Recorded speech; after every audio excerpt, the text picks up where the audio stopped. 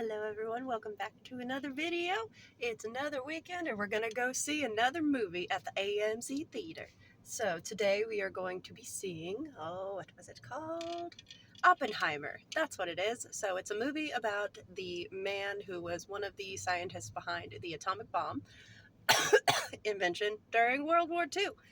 So I'm really excited. I've already seen the trailers, done a little bit of research, but yeah, let's go on inside and watch the movie. I'm so blurry. Oh no, why am I so blurry? Let me see if I can't fix this first.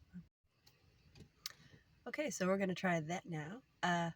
Yeah, let's talk about this movie really quick, because as you can see, it's now nighttime outside, and I got here when it was still daytime. One thing I didn't know about Oppenheimer is that the movie is 3 hours long. Yeah, I probably should have looked that up when I got my ticket, so I didn't get such a late showing, but I have a few thoughts on the movie. First thing I want to say, the acting was done very well. Everyone, well, not everybody. The lead actor who played Oppenheimer did a very good job, especially with the mimicking of Oppenheimer's kind of rough voice. I watched not a lot, I watched a few interviews before I went to the movie of actual, like, the scientist Oppenheimer and trying to understand his viewpoint as a real person, because I knew that's what the movie was going to focus on. But I will say one thing that I really did not like and genuinely did not like was the amount of time that was spent on the women in his life, which is gonna sound strange, but like they made them look absolutely terrible and they were not sympathetic at all. Like, I don't want to do any spoilers. How am I going to explain this? They were just terrible people. Like the women in his life that were the main focus of his relationships and apparently his connection to communism, which I don't know enough about. I'll have to do more research on. Oh, that's another thing I wasn't anticipating at this movie, and that could be maybe my ignorance or whatever, but there was a lot of communism and it's interesting. But man, how am I explaining this? Basically, throughout the movie, the whole theme of the movie is like a trial, a false trial around Oppenheimer, saying that he was colluding with the Soviets during World War II, giving them information about the Manhattan Project, which I don't know if that's true. If it did happen, I'll, look into it.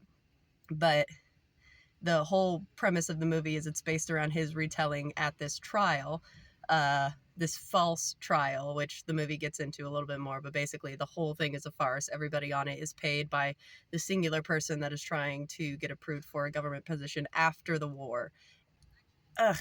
The best part of the movie, the part of the movie that I was most excited about was for the actual, like, scientific aspects of the construction of the atomic bomb and also the dropping of the first atomic bomb, like the test.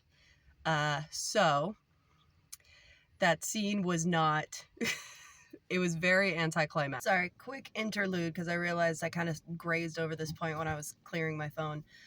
So the atomic bomb dropping was featured in the film, and they showed the tower that the bomb was dropped from. They showed the transportation of all that, and it was a lot of buildup, and that was something that I was actually really looking forward to and seeing how they portrayed it in the movie, because like in all of the commercials and all of the previews, they show like these really detailed shots of like sparks and hot energy or atoms or whatever it is, and they made it look really, really cool. So I was thinking, like, with the atomic explosion, they would kind of go all out and do something that was really impactful. And I will say it was shot very well.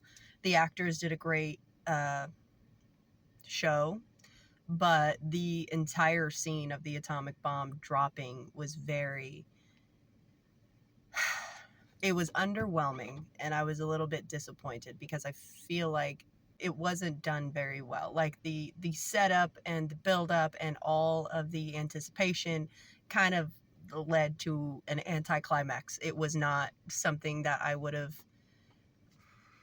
I wish during that scene I could have felt more of an impact of what the actual implications of the atomic bomb were at that moment, because there is a realization, I'm sure, that every single person had on that day of the actual bomb dropping, like the actual test, the Trinity test, and it just wasn't there. It just wasn't there in the film. It didn't feel impactful at all. It was like, was like an action movie explosion.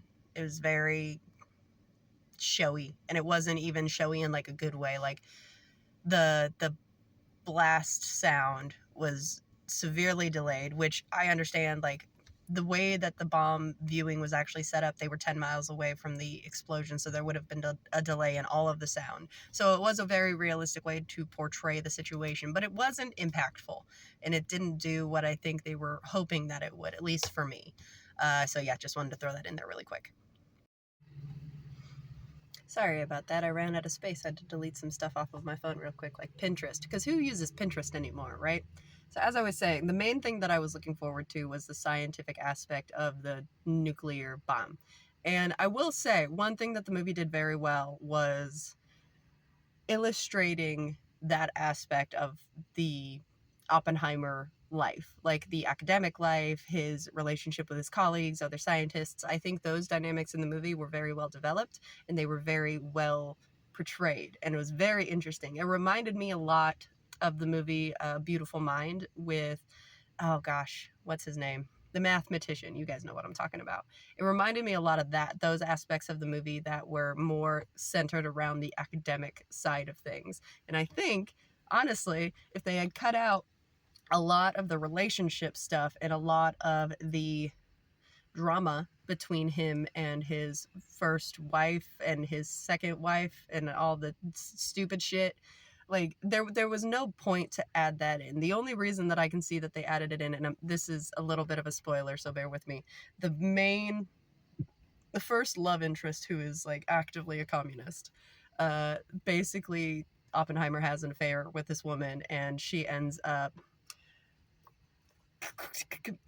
committing suicide, quote unquote, but she doesn't, because there's a note that's left that's not signed. And then at the very end of the movie, when he's being indicted for this false investigation based around this congressperson or whatever position the person, so oh my god, let me restart. So when his love interest kills herself, basically she leaves a note, but there's no signature.